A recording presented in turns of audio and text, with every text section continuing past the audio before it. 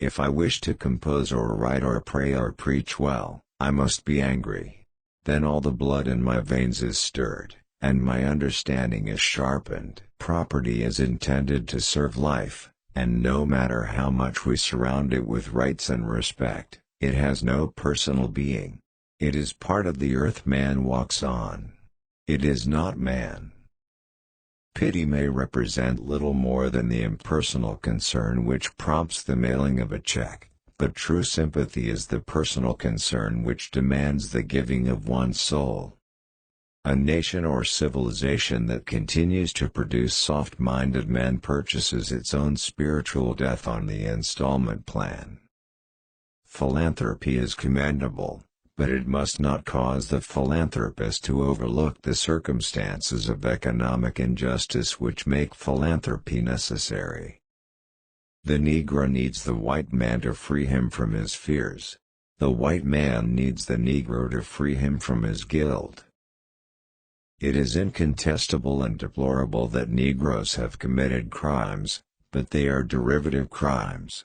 They are born of the greater crimes of the white society. It is incontestable and deplorable that Negroes have committed crimes, but they are derivative crimes.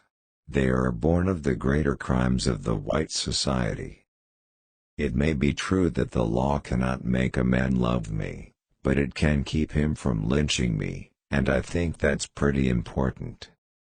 Don't let anybody make you think God chose America as his divine messianic force to be a sort of policeman of the whole world. Science investigates, religion interprets. Science gives man knowledge which is power, religion gives man wisdom which is control. Nonviolence means avoiding not only external physical violence but also internal violence of spirit. You not only refuse to shoot a man, but you refuse to hate him. I am not interested in power for power's sake, but I'm interested in power that is moral, that is right and that is good.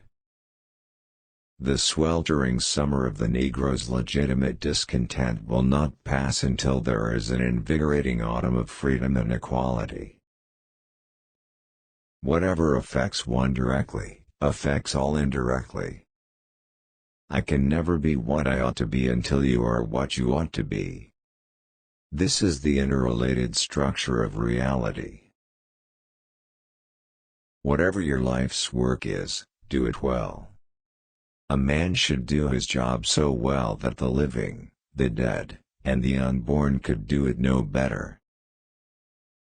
Change does not roll in on the wheels of inevitability, but comes through continuous struggle. And so we must straighten our backs and work for our freedom. A man can't ride you unless your back is bent. Nonviolence is a powerful and just weapon, which cuts without wounding and ennobles the man who wields it. It is a sword that heals. If we are to go forward, we must go back and rediscover those precious values, that all reality hinges on moral foundations and that all reality has spiritual control.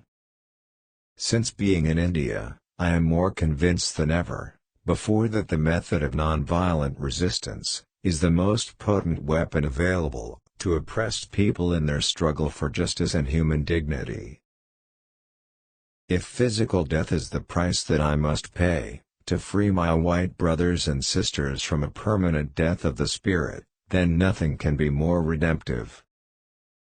The art of acceptance is the art of making someone, who has just done you a small favor, wish that he might have done you a greater one. Oppressed people cannot remain oppressed forever. The yearning for freedom eventually manifests itself. Peace is not merely a distant goal that we seek, but a means by which we arrive at that goal. The principle of self-defense, even involving weapons and bloodshed, has never been condemned, even by Gandhi. All labor that uplifts humanity has dignity and importance and should be undertaken with painstaking excellence. We who engage in nonviolent direct action are not the creators of tension. We merely bring to the surface the hidden tension that is already alive. Thank you for watching. Don't forget to like, subscribe,